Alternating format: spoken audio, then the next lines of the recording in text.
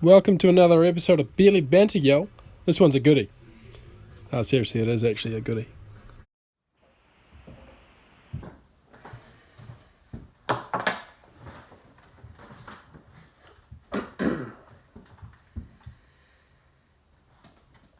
Hello folks, today we're doing the Jimmy's Pie mince and cheese, the classic from Roxburgh. These are heavily featured in the night and day dairies around Dunedin and of course Queenstown. Often they'll say, the bouncer will kick you out and say, go get a pie, come back. It never works, but it's always been something to do. Old favourite of mine. This is the mince and cheese with the blue label. The green label is actually just the plain mince. Great petrol station pie. They weren't actually making these during the lockdown, but now that we're at level 3, I was able to pick up a few on Ferry Road. So I would highly recommend you can actually get them from the pie warmer. I even got a few cold ones. It's also a classic pie that tastes really good at about 2 a.m. from your night and day. But maybe not quite so much middle of the day, stone cold sober. So we'll give it a go. I might have actually slightly overdone this, but there's a good sort of flaky pastry, which is a good sign. And I've given it a bit of heat, so there's a lot of heat coming out of there. The cheese is a fine amount of cheese. There's not much of a difference between the cheese of between a mince and a mince and cheese. There's just a tiny bit of cheese really at the top. The mince is very finely ground, you'll find. It smells good.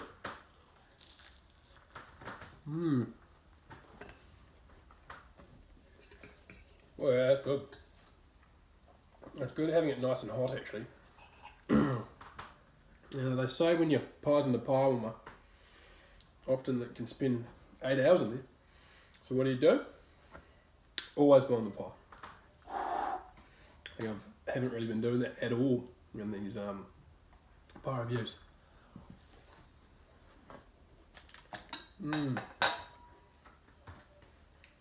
That's really good. I think it could be a factor because I'm really hungry. It's about 20 past 1 o'clock and I haven't had anything since brekkie. So, that actually really hits the spot. Time for the beer. Classic Dunedin drink, the Speight Gold Medal Ale. This is probably the yardstick of all beers in New Zealand, to be honest. It's brown bottle beer. Established 1876. Old James Speight went over to Australia. He got 3 gold medals for his famous brew. I imagine that the recipe's actually changed a bit, yeah. But I'm pretty sure that the bottled beer is actually brewed in Auckland now, distributed around. But they keep the brewery in Dunedin for the kegs of the South Island, and I think the cans, some cans. But you have to double check that. 4% beer is the classic.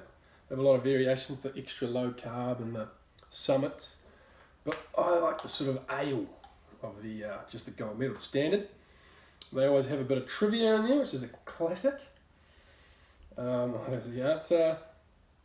Here we go. Question: what is unique about the kiwi? I think I actually know this. I won't look at the answer, even though I kindly glance at it. But I'm pretty sure it's the fact that its nostrils are at the end of its beak. Scientifically speaking, they actually measure beaks from the nostril to the end. So it's got the tiniest beak by the definition, because the nostrils are right at the ends. You could sniff the grubs. And these kiwis, they aren't actually too wise, in all honesty, I would say. I reckon the reason they're endangered is they're not that good at surviving. No offence, the Kiwi New Zealander is I'm sort of rambling on a bit, but one good story, there it is, the answer. The only bird in the world with external nostrils at the end of its beak. They are good. Oh, that's good. That's cold too.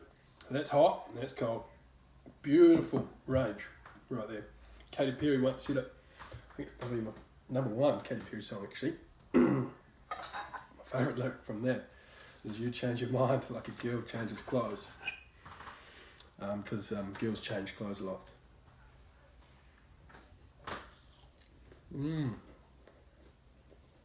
Yeah. That's really good. It might be just the way that I've cooked it, but it was even better than the one I had yesterday, just the regular mince. That's really, really goddamn good. I reckon that's a 9 out of 10. And the Speights matches it with a 9, I'd say. A 9 and a 9. But it reminds me of Dunedin. Shout out to Jed Leishman, actually, who, after a night at the Octagon, a Saturday night, I was overserved. The bartender served too much to me. And then the bouncer decided I couldn't stay there anymore. It was on the corner, one of those bars at the Octagon.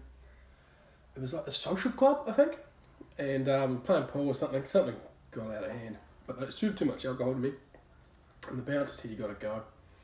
So I actually crossed the road to the Night and Day in the corner. Many people in Dunedin will know the one. And I got myself a Jimmy's pie. I think I got two. I think I got the mince and cheese and the mince. I was just munching away on there at the point where I realised I didn't actually have anywhere to stay that night. So, oh God, what am I going to do here? I wasn't too worried. But then Jed emerged from some corner of the Octagon and sees me there, eating my Jimmy's, and he said, what did he say? He said, hey Harry, what are you up to? Oh, I just got kicked out of that bar. They served too much. And then Jed said, oh yeah, where you staying? Don't know, actually. He said, oh, well, she's got a spare bedroom at ours. You can come with us if you want. I was like, that works perfectly. So I jumped in their taxi back to theirs, and I had a bed to crash in, which was terrific. And there was a dog called Pip in there who spooned me all night. It was quite nice, actually. But that's the end of that story. I'll see you on the other side. A 9 and a 9. I reckon on a 2 a.m. at the night and day, that would get up to a 10, or maybe an 11 out of 10. But the Speight stays a 9. Cheers.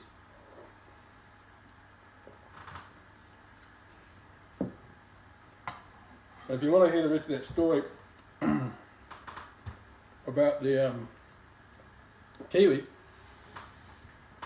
New Zealanders actually have been called Kiwis, which is interesting how we get that nickname.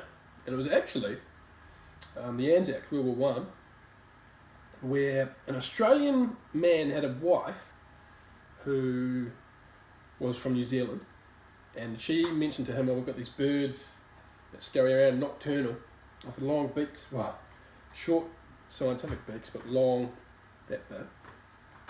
And he decided to label his shoe polish Kiwi shoe polish.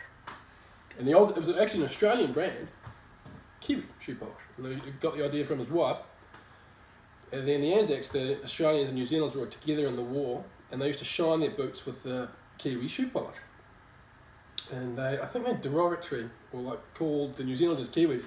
But the Kiwis sort of just embraced it, the New Zealanders embraced the nickname, and they kind of liked it. And they started putting it on the side of their planes and stuff, the logo.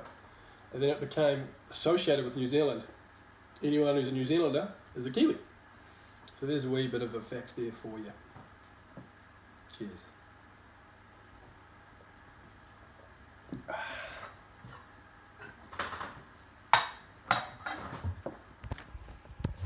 Thanks for watching Barely Banter. No, seriously, thanks for watching. I'm starting to lose viewers. Really appreciate it. I mean, you could subscribe if you were keen. You could. Only if you want to. Always blow on the pie. Always blow on the pie. Safer communities together. Always blow on the pie.